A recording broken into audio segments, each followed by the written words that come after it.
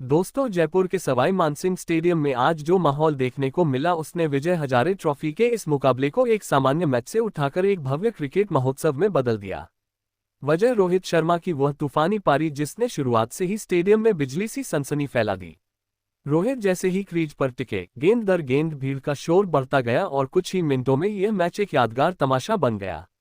एक तरफ थे बड़ौदा के स्टार ऑलराउंडर हार्दिक पांड्या, जिनकी मौजूदगी ही किसी भी मैच का स्तर ऊंचा कर देती है, और दूसरी ओर मुंबई की जर्सी में मैदान पर उतरे हिटमैन रोहित शर्मा, जिनका बल्ला आज शांत नहीं बल्कि आग उगल रहा था। दोनों टीमों पर बराबर दबाव था, लेकिन रोहित ने जिस निर्दयता से बड़ौदा के गेंदबाजों पर हमला बोला उसने पूरा खेल ही पलट दिया। चाहे फील्ड बदली जाए या बॉलिंग प्लान, रोहित के जवाब हर बार चौकों और के रूप में मिले। उनके हर शॉट में ताकत थी, कला थी और एक लीडर वाली ठसक थी जो हर बाउंड्री के साथ और चमकती जा रही थी। तो दोस्तों, इस वीडियो में हम आपको दिखाने वाले हैं कि कैसे रोहित शर्मा ने तूफान खड़ा किया और कैसे हार्दिक पांड्या ने अपनी आक्रामक बल्लेबाजी से मैच की दिशा बदलने की कोशिश की। किसने दम दिखाया, किसने मैच में रंग भरे, सब कुछ इसी वीडियो में देखने को मिलेगा। लेकिन शुरू करने से पहले एक सवाल, आपकी नज़र में बेहतर बल्लेबाज कौन है, हार्दिक पांड्या या रोहित शर्मा? अपनी राय कमेंट में जरूर लिखिए, और अगर आप टीम इंडिया को दिल से चाहते हैं तो वीडियो को लाइक और शेयर करना बिल्कुल ना भूलें। दोस्तों, जयपुर के सवाई मानसिंह स्टेडियम में आज जो कुछ देखने को मिला उसने घरेलू क्रिकेट के इतिहास में एक नई इबारत लिख दी। शुरुआत तब हुई जब हार्दिक पांड्या टॉस के लिए सिक्का लेकर खड़े हुए। जैसे ही सिक्का गिरा और उन्होंने पिच की हरियाली देखते हुए मुंबई को पहले बल्लेबाजी के लिए बुलाया, तभी स्टेडियम में मौजूद दर्शकों को लग गया कि आज का दिन साधारण नहीं होगा, कुछ बड़ा होने वाला है। लेकिन किसी ने सपने में भी नहीं सोचा था कि ये दिन रोहित शर्मा के करियर की सबसे धुआंधार, सबसे आइकॉनिक पारियों में गिना जाएगा। मुंबई की ओपनिंग जोड़ी के रूप में मैदान में उतरे रोहित शर्मा और युवा प्रतिभा अंकुश रघुवंशी। शुरुआती 2 ओवरों में रोहित पूरी तरह शांत, संयमित और फोकस्ड दिखाई दिए। कोई अनावश्यक शॉट नहीं, कोई जल्दबाजी नहीं, बस स्ट्राइक रोटेट करते हुए गेंद को पढ़ना और अपने पैरों को वक्त देना। उनकी बॉडी लैंग्वेज देखकर ही समझ आ रहा था कि वह बड़ी पारी के मूड में है। फिर आया तीसरा ओवर और इसी ओवर में नज़ारा बदल गया। हार्दिक पांड्या ने गेंद को थोड़ा फुल डाला और रोहित ने अपने क्लासिक ऑन ड्राइव से पहली बार भीड़ को पागल कर दिया। गेंद सीधे बाउंड्री लाइन के पार गई और स्टेडियम में बैठे हर दर्शक समझ गया आज हिटमैन आला फॉर्म में है। इसके बाद रोहित ने एक चौका बैकवर्ड पॉइंट के ऊपर से और एक चौका एक्स्ट्रा कवर से जड़ दिया। शुरुआती धीमे अंदाज के बाद उन्होंने जैसे पावर प्ले में एक्सीलरेटर दबा दिया। दूसरी तरफ अंकुश रघुवंशी भी पीछे नहीं रहे। उन्होंने हार्दिक की शॉर्ट गेंद पर बैकफुट पंच खेलकर चौका लगाया। फिर रशीद सलाम की फुल लेंथ गेंद को कवर ड्राइव करते हुए बाउंड्री पार भेजा। पावर प्ले के अंतिम ओवरों में उन्होंने 2 सुंदर पुल शॉट भी लगाए। दोनों ओर से चौके की बारिश होने लगी और साझेदारी 50 के पार देखते ही देखते 80 तक पहुंच गई। मुंबई का स्कोर 97 पर था और दोनों बल्लेबाज अपने अपने अंदाज में शानदार खेल रहे थे। तभी बड़ौदा को पहली सफलता मिली। अंकुश रघुवंशी रशीद सलाम की गेंद को पुल करने के चक्कर में डीप स्क्वायर लेग पर कैच दे बैठे।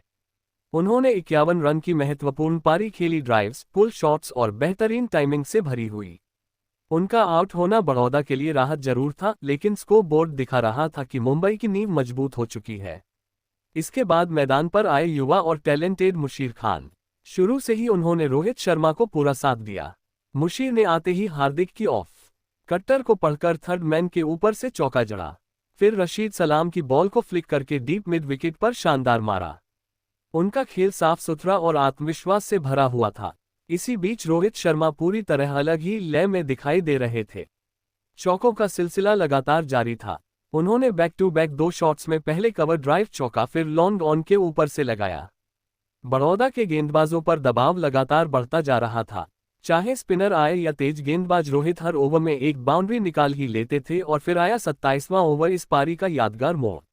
गेंदबाज थे कृणाल पांड्या। पहली ही गेंद थोड़ी शॉर्ट ऑफ लेंथ थी। रोहित आगे बढ़े और गेंद को इतना ऊंचा और लंबा मारा कि बॉल लगभग स्टैंड्स की तीसरी पंक्ति में जाकर गिरी। इसी धमाके के साथ उन्होंने अपना शतक पूरा किया। स्टेडियम खड़ा हो गया। हिटमैन ने हेलमेट ऊपर उठाकर जश्न मनाया और दूसरी ही गेंद पर फिर कवर के ऊपर से चौका जड़कर यह साबित कर दिया कि वह अभी रुके नहीं हैं। मुशीर खान भी शानदार खेल रहे थे, लेकिन 32वें ओवर में हार्दिक पांड्या की शॉर्ट गेंद पर पुल शॉट खेलने के चक्कर में वह विष्णु सोलंकी को कैच दे बैठे। मुशीर ने 61 रन बनाए, एक ऐसी पारी जिसने रोहित को एंकर करने में बड़ी मदद की और मुंबई का स्कोर 220 के पार पहुंचा दिया। इसके बाद आए सरफराज खान और आते ही तूफान मचाने लगे। उनकी पहली गेंद रशीद सलाम ने थोड़ी फुलर डाली और सरफराज ने बिना सोचे समझे लॉन्ग ऑन के ऊपर से लगा दिया। यह उनके इरादे की पहली झलक थी। उन्होंने इसके बाद 2 चौके कवर के ऊपर से और एक चौका बैकवर्ड पॉइंट की ओर खेला। दूसरी तरफ रोहित शर्मा भी रन गति बढ़ाते रहे। Pull shot, cover drive, slog, sweep, flick, हर तरह के शॉट मैदान पर देखने को मिले। आखिरी 10 ओवरों में मुंबई का स्कोर एकदम एक्सप्रेस की तरह भागने लगा। सरफराज ने रशीद की गेंद पर बैक टू बैक चौके मारे, फिर कृणाल की गेंद पर एक और शानदार लगाया। रोहित ने 45वें ओवर में 2 चौके और एक धमाकेदार लगाया और अपना स्कोर 180 के पार पहुंचा दिया। बड़ौदा के गेंदबाजों के पास कोई जवाब नहीं था। अंत में 50 ओवर खत्म हुए और स्कोर बोर्ड पर एक ऐतिहासिक प्रदर्शन दर्ज हो चुका था। मुंबई ने 50 ओवरों में 2 विकेट के नुकसान पर 399 रन बनाए। रोहित शर्मा ने नाबाद 191 रन बनाए, वहीं सरफराज खान ने नाबाद 81 रन बनाए। यह मैच सिर्फ एक इनिंग नहीं था, ये रोहित शर्मा के क्लास, ताकत और कला का जीवंत उदाहरण था। 400 रनों का पहाड़ जैसे लक्ष्य और सामने बड़ौदा की टीम। कोई भी आम टीम इस लक्ष्य को देखकर मानसिक रूप से आधे मैच में हार मान लेती, लेकिन जयपुर के सवाई मानसिंह स्टेडियम में बड़ौदा का इरादा बिल्कुल अलग था। शुरुआत से ही उनके चेहरे पर यह साफ झलक रहा था कि वे ये चेहज सिर्फ निभाने नहीं बल्कि जीतने की सोच के साथ उतरे हैं। ओपनिंग के लिए आए शाश्वत रावत और शिवालिक शर्मा। पहले ही ओवर में दोनों ने मुंबई के गेंदबाजों पर हमला बोलकर संदेश साफ कर दिया कि बड़ौदा बैकफुट पर नहीं खेल रही है। शाश्वत रावत की शुरुआत बेहद आक्रामक रही। उन्होंने तुषार देशपांडे की पहली ही ओवर पिच गेंद को कवर ड्राइव के लिए खोल दिया। शॉट इतना साफ और टाइम्ड कि बाउंड्री लाइन पर खड़े फील्डर ने बस गेंद को जाते देखा। अगले ही ओवर में रावत ने मिड विकेट की दिशा में एक शानदार पुल शॉट खेला। गेंद हवा में उठी और सीधे दर्शकों के बीच जा गिरी। शुरुआत देखकर महसूस हो रहा था कि बड़ौदा के खेमे में आत्मविश्वास चरम पर है। दूसरी ओर शिवालिक शर्मा थोड़े धीमे दिखाई दिए। उन्होंने शुरुआत में कुछ अच्छे डिफेंस दिखाए, लेकिन शार्दुल ठाकुर की लाइन लेंथ ने उन्हें जकड़ लिया। अंततः एक बाहर जाती गेंद पर उन्होंने ड्राइव लगाने की कोशिश की और गेंद बल्ले का हल्का सा किनारा लेकर विकेटकीपर के हाथों में चली गई। शार्दुल ने मुंबई को पहला विकेट दिला दिया। शिवालिक 16 रन बनाकर आउट हुए, लेकिन इससे शाश्वत रावत का इरादा कम नहीं हुआ। इसके बाद मैदान पर आए विकेटकीपर बल्लेबाज जितेश शर्मा। उनका अंदाज बिल्कुल अलग, बिल्कुल बेखौफ। जितेश ने आते ही रंगती को बढ़ाने का काम शुरू कर दिया। उन्होंने शार्दुल पर बैक टू बैक चौके लगाए। पहला पॉइंट के ऊपर से शानदार कट, दूसरा कवर की दिशा में जोरदार ड्राइव। रावत और जितेश की जोड़ी ने पावर प्ले के बाद भी रनगति पर ब्रेक नहीं लगने दिया। बड़ौदा की उम्मीदें तब और बढ़ गई जब इस जोड़ी ने मुंबई के मजबूत गेंदबाजी आक्रमण के खिलाफ दूसरे विकेट के लिए शतकीय साझेदारी पूरी कर ली। शाश्वत रावत ने स्पिनर मुलानी की गेंद को आगे बढ़कर एक्स्ट्रा कवर के ऊपर से जड़ा। वहीं जितेश ने लॉन्ग ऑन की दिशा में एक बेहतरीन फ्लिक खेलकर भीड़ को झूमने पर मजबूर कर दिया। लेकिन 136 के टीम स्कोर पर तुषार देशपांडे ने मैच का बड़ा मोड़ ला दिया। उनकी तेज गेंद ऑफ स्टंप के बाहर हल्का सा मूव हुई और शाश्वत रावत 57 रन बनाकर चूक गए। उनका विकेट बड़ौदा के लिए झटका था, लेकिन उन्होंने टीम को जो प्लेटफॉर्म दिया वह रनचेज को जीवित रखने के लिए काफी था। अब क्रीज पर आए कृणाल पांड्या, अनुभवी, शांत और मैच को पढ़ने वाले खिलाड़ी।